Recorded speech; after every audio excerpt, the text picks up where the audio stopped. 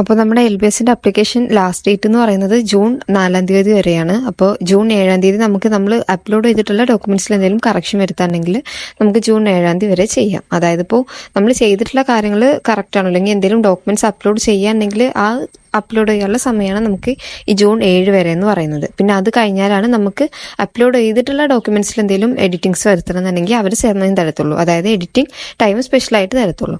അപ്പോൾ ഇന്ന് ഈ വീഡിയോയിൽ മെയിനായിട്ട് പറയുന്നത് കുറേ പേര് ചോദിച്ചത് നമ്മുടെ ഗ്രേസ് മാർക്ക്, അതായത് നമ്മൾ NSS, സ്കൗട്ട് ആൻഡ് ഗൈഡ്സ് ഇങ്ങനെ ഓരോരോ കാര്യത്തിന് നിന്നിട്ടുള്ള ഗ്രേസ് മാർക്ക് നമ്മുടെ മാർക്കിന്റെ, അതായത് LBS ആപ്ലിക്കേഷന്റെ സമയത്ത് നമുക്ക് ആഡ് ചെയ്യാൻ പറ്റുമോ, അതിന്റെ കൂടെ തന്നെ നമ്മൾ എക്സാം അതല്ലെങ്കിൽ ഇംപ്രൂവ്മെന്റ് എക്സാം ഒക്കെ എഴുതിയിട്ടുണ്ടെങ്കിൽ ഇതിന്റെ റിസൾട്ട് വന്നതിന് ശേഷം വരുന്ന പുതിയ മാർക്ക് നമ്മുടെ LBSലോട്ട് അപ്ലൈ ചെയ്യുമെന്നുള്ള കാര്യവും ചോദിച്ചിട്ടുണ്ട്.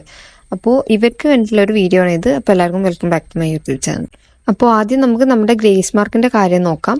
നമ്മുടെ +2 റിസൾട്ട് വരുന്ന സമയത്ത് നമ്മുടെ +2ൽ നമ്മൾ ഏതെങ്കിലും ഗ്രേസ് മാർക്ക് വരുന്ന എന്തെങ്കിലും പ്രോഗ്രാംസിന് നിന്നിട്ടുണ്ടെങ്കിൽ ആ ഗ്രേസ് മാർക്ക് കൂടെ ആഡ് ചെയ്തിട്ടുള്ള മാർക്കാണ് റിസൾട്ടിൽ വരുന്നത്. അതായത് നമ്മുടെ റിസൾട്ടിൽ ഒരു ടോട്ടൽ മാർക്ക് എന്ന് പറഞ്ഞിട്ട് വരുന്നുണ്ട്, SP ടോട്ടൽ എന്ന് പറഞ്ഞിട്ടൊരു മാർക്ക് വരുന്നുണ്ട്. അതായത് ഈ ടോട്ടൽ മാർക്കിൽ നമ്മുടെ ഗ്രേസ് മാർക്കും കൂടെ അവർ ആഡ് ചെയ്തിട്ടാണ് എന്ത് വരുത്തുന്നത്, നമ്മുടെ റിസൾട്ട് പബ്ലിഷ് ചെയ്യുന്നത്. അപ്പൊ അതുകൊണ്ട് തന്നെ നിങ്ങൾ LBSന് അപ്ലൈ ചെയ്യുന്ന സമയത്ത് നിങ്ങളുടെ +2ന്റെ മാർക്ക് ലിസ്റ്റ് കൊടുക്കുമ്പോൾ അതിലുള്ള ഗ്രേസ് മാർക്ക് ഉള്ള സ്റ്റുഡൻസ് ആണെങ്കിൽ ഈ ഗ്രേസ് മാർക്കുള്ള നിങ്ങളുടെ മാർക്കാണ് അവരെന്ത് ചെയ്യുന്നത്, ഈ LBSലോട്ട് കണക്കാക്കി എടുക്കുന്നത്. അതിന്റെ കൂടെ തന്നെ നമ്മുടെ റിസർവേഷൻ കാറ്റഗറി ആയിട്ട് നമ്മൾ കുറച്ച് കാര്യങ്ങൾ പറയുന്നുണ്ട്. കാസ്റ്റ്, കമ്മ്യൂണിറ്റി, അതല്ലെങ്കിൽ നമ്മുടെ മൈനോറിറ്റി സർട്ടിഫിക്കറ്റ്, ഇത് മൂന്നും ഒരു സർട്ടിഫിക്കറ്റിനെയാണ്, അതിന്റെ ഡിഫറെന്റ് പേരാണ് ഇത്. അപ്പൊ നമ്മൾ ഈ ക്രിസ്ത്യൻ അല്ലെങ്കിൽ മുസ്ലിം കോളേജസ് അതല്ലെങ്കിൽ വേറെ ഏതെങ്കിലും SC ST അങ്ങനത്തെ റിസർവേഷൻ ഒക്കെ കിട്ടണം എന്നുണ്ടെങ്കിൽ നമ്മൾ LBSന് അപ്ലൈ ചെയ്യുന്ന സമയത്ത് തന്നെ നമ്മൾ എന്ത് ചെയ്യണം, നമ്മുടെ കാസ്റ്റ് സർട്ടിഫിക്കറ്റ് അല്ലെങ്കിൽ മൈനോറിറ്റി സർട്ടിഫിക്കറ്റ് അല്ലെങ്കിൽ നമ്മുടെ കമ്മ്യൂണിറ്റി സർട്ടിഫിക്കറ്റ് മൂന്നും ഒന്ന് തന്നെയാണ്. അപ്പോൾ ഈ ഒരു സർട്ടിഫിക്കറ്റ് കൂടെ നമ്മൾ അതായത് LBSന് അപ്ലൈ ചെയ്യുന്ന സമയത്ത് അപ്ലൈ ചെയ്താൽ മാത്രം, അല്ലെങ്കിൽ അപ്ലോഡ് ചെയ്ത് കൊടുത്താൽ മാത്രമേ നമുക്ക് എന്ത് ചെയ്യാൻ പറ്റത്തുള്ളൂ, നമുക്ക് ഈ റിസർവേഷൻ കാറ്റഗറി സീറ്റിലോട്ട് നമുക്ക് അപേക്ഷിക്കാൻ പറ്റുള്ളൂ. അതായത് അതിന് നമ്മൾ സെപ്പറേറ്റ് അപേക്ഷിക്കണം എന്നില്ല. നമ്മൾ LBS ആപ്ലിക്കേഷന്റെ സമയത്ത് ഈ ഡോക്യുമെന്റ്സ് അപ്ലോഡ് ചെയ്ത് കൊടുക്കുക. നമ്മൾ കൊടുക്കുന്ന കോളേജസ് ഇങ്ങനെ ഈ റിസർവേഷൻ സീറ്റ്സ് അവിടെ ഉണ്ടെന്നുണ്ടെങ്കിൽ ആ സീറ്റ്സിലോട്ടും അവർ നമ്മളെ പരിഗണിക്കുന്നതാണ്. പിന്നെ നമ്മൾ +2 റിസൾട്ടിന് ശേഷം നമ്മൾ എക്സാം അല്ലെങ്കിൽ ഇംപ്രൂവ്മെന്റ് എക്സാം ഒക്കെ എഴുതുന്ന സമയത്ത് നമുക്ക് പുതിയ മാർക്ക് വരികയാണെങ്കിൽ ഈ മാർക്ക് നമ്മുടെ LBS ആപ്ലിക്കേഷനിൽ നമ്മൾ ആഡ് ചെയ്യുമെന്നുള്ള ക്വസ്റ്റ്യൻസ് വരുന്നുണ്ട് സ്റ്റുഡൻസിന്റെ സൈഡിൽ നിന്ന്.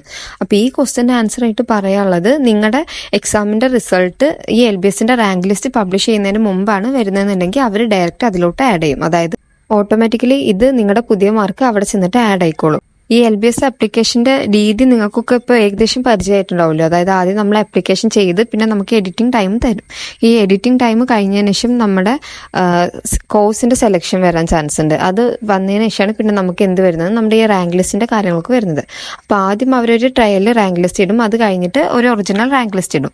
ഈ റാങ്ക് ലിസ്റ്റ് ഇടുന്നതിന് മുമ്പാണ് നിങ്ങളുടെ ഈ എക്സാമിന്റെ അല്ലെങ്കിൽ ഇംപ്രൂവ്മെന്റ് എക്സാമിന്റെ മാർക്ക് വന്നിട്ടുണ്ടെന്നുണ്ടെങ്കിൽ മാത്രമേ അത് എന്ത് ചെയ്യത്തുള്ളൂ, LBSന്റെ ആ സൈറ്റിലോട്ട് ഡയറക്റ്റ് ആഡ് ചെയ്യത്തുള്ളൂ. ഇനിയിപ്പോൾ അതല്ല, നിങ്ങൾ ഈ ഇതൊക്കെ കഴിഞ്ഞിട്ടാണ് വരുന്നതെന്നുണ്ടെങ്കിൽ നമുക്ക് ആഡ് ചെയ്യാൻ പിന്നെ എഡിറ്റിംഗ് ഓപ്ഷൻ ഉണ്ടെങ്കിൽ മാത്രമേ നമുക്ക് ആഡ് ചെയ്യാൻ പറ്റത്തുള്ളൂ. എന്തായാലും ഇത്തവണത്തെ എക്സാം അല്ലെങ്കിൽ ഇംപ്രൂവ്മെന്റ് എക്സാമിന്റെ റിസൾട്ട് നേരത്തെ വരുമെന്ന് പറഞ്ഞിട്ടുണ്ട്. കാരണം കെമിസ്ട്രി എക്സാം കാര്യങ്ങളൊക്കെ ടഫ് ആയതുകൊണ്ട് കുറച്ച് നേരത്തെ നിങ്ങളുടെ ഇംപ്രൂവ്മെന്റിന്റെ റിസൾട്ടൊക്കെ വരാമെന്നാണ് നമുക്ക് ചെറിയൊരു പ്രതീക്ഷ ഉള്ളത്. അപ്പോൾ അതുകൊണ്ട് തന്നെ നിങ്ങൾക്ക് ഈ റാങ്ക് ലിസ്റ്റ് വരുന്നതിന് മുമ്പ് നിങ്ങളുടെ ഇംപ്രൂവ്മെന്റ് എക്സാമിന്റെ ഒക്കെ റിസൾട്ട് വരികയാണെങ്കിൽ അത് ഓട്ടോമാറ്റിക്കലി ഇതിന്റെ കൂടെ തന്നെ LBS ആപ്ലിക്കേഷന്റെ കൂടെ തന്നെ ആഡ് ആയിട്ട് പൊക്കോളും.